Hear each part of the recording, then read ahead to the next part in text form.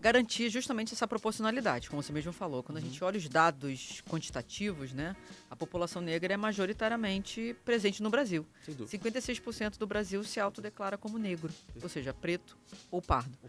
Então, quando a gente olha o mercado de trabalho, não existe essa proporcionalidade. E você está trazendo o desafio dos cargos de liderança. Menos ainda. Menor ainda. Sim. E conforme você vai ascendendo os níveis dentro da organização, a gente vê cada vez mais menos presença de pessoas negras ocupando os níveis de diretoria, de gerência sênior, né? Se é gerência sênior, diretoria e CEO, presidência. Então, de fato, existe um problema. Tem uma autora chamada Cida Bento, que escreveu um livro chamado Pacto da Branquitude. E aí fica uma dica aqui para a galera depois se aprofundar. Sim. Ela traz o quanto... numa sociedade como a nossa, marcada pelo preconceito, pela discriminação, não tem como a organização ser neutra. O que ela está querendo dizer? Muitas das vezes as empresas chegam para mim e falam, não, Jana, mas aqui a gente não discrimina ninguém, a gente dá as mesmas oportunidades.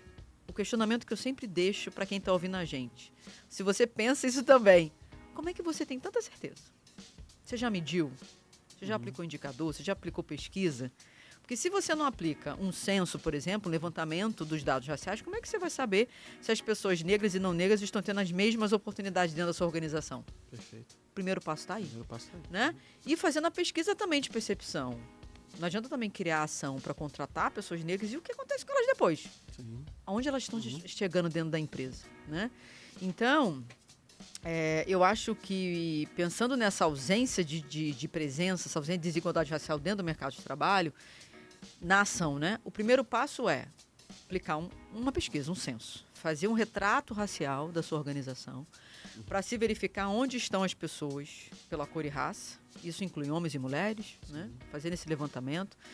Lógico, se você quer esse aspecto das questões LGBTQIA+, né, que aí entra identidade de gênero, orientação afetivo-sexual, também pode ser. Lembrando que também tanto a questão de cor e raça, como essas questões também de identidade de gênero e orientação, elas precisam seguir a LGPD, né?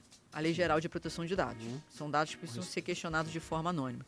Mas assim, sozinha, a empresa sozinha ou com uma consultoria, ela consegue aplicar esse censo. De uma forma segura, de uma forma tranquila.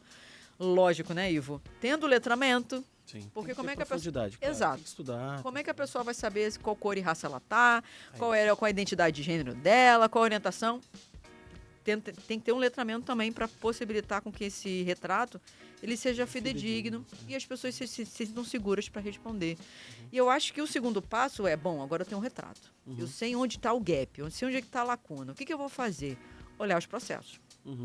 Porque os processos de atração e seleção, ele tem critérios. Sim. Quem que criou aqueles critérios?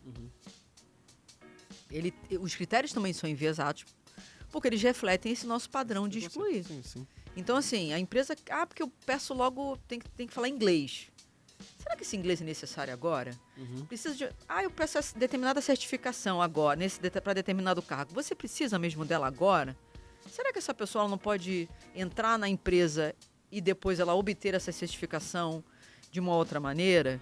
É pensar que tipo de critérios estão barrando a entrada de pessoas, estão sendo barreiras. E também, lógico, acompanhar essa pessoa depois que ela adentra.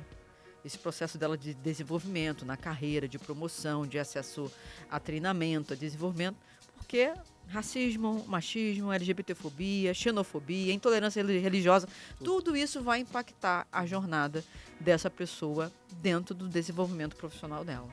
Então, na verdade, que eu sempre digo, no frigir dos ovos, é você aplicar dado, é você aplicar uma pesquisa de percepção e as lideranças sempre ouvirem feedback.